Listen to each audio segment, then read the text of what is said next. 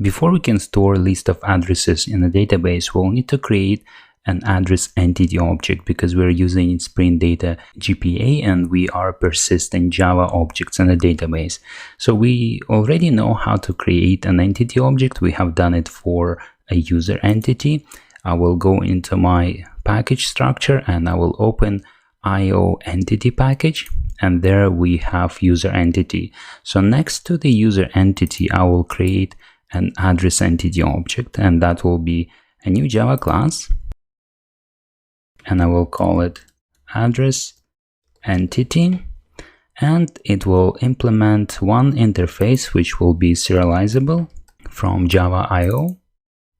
I'll click on OK and click on Finish. Now I have a new address entity class created. I'll move mouse over the address entity, and because it implements serializable interface, I'll need to add the generated serial version ID. So I'll click on this link and we'll have the ID generated for me. Now the address entity will be very similar to the data transfer object, and we already have this data transfer object. So I'll go into the shared DTO package and I'll open address data transfer object, and I'll copy these fields because these are the fields that I'll also need to store in a database. So I'll copy all of them and I will switch to the address entity and I'll paste them here like this. And now is the time to add annotations, and I will start from the class itself. So that's going to be an entity, so I'll add entity annotation first. Let me import it from JAVAX persistence, and I will add the name, which is going to be a name of my database table when this object is going to be persisted, and I'll call it addresses like this. The next field is ID, and this is going to be an auto-generated value starting from 1, and then when a new record is created, it will be a record 2, 3, 4, and so on. So that will need to have an ID annotation, and then it will also have generated value annotation like this. Let me import these two annotations. And actually I see that I did not include the public ID of this address. Let me create a new field. So that will be private string address ID, and that will be an alphanumeric random string of characters which will be used as an ID that we can share publicly rather than a database ID.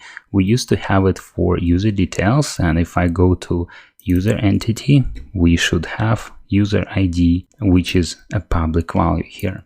And it looks like when creating address DTO, I have forgotten to create a public ID for this address. So let me add this here as well.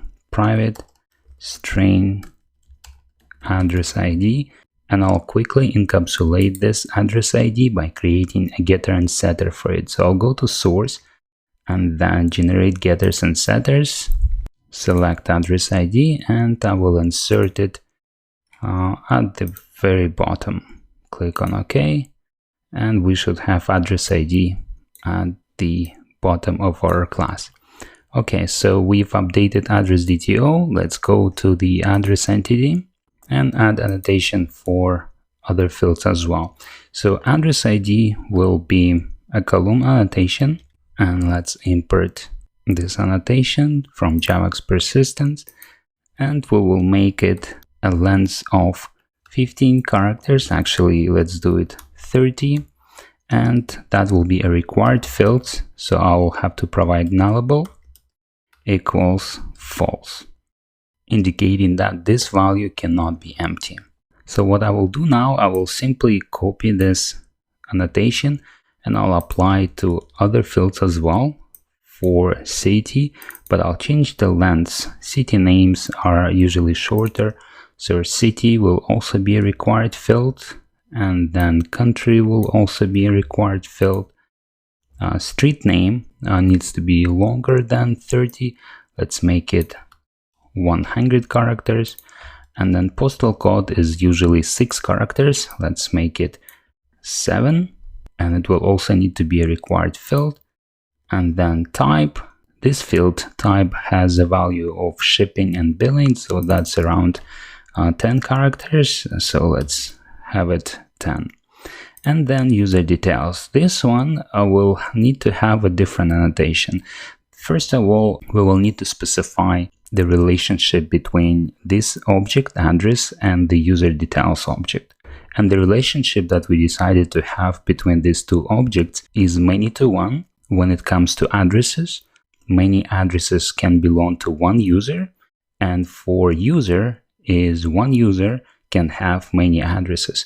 So because we are creating address entity, the annotation that we will need to use is many to one. Many addresses can belong to one user.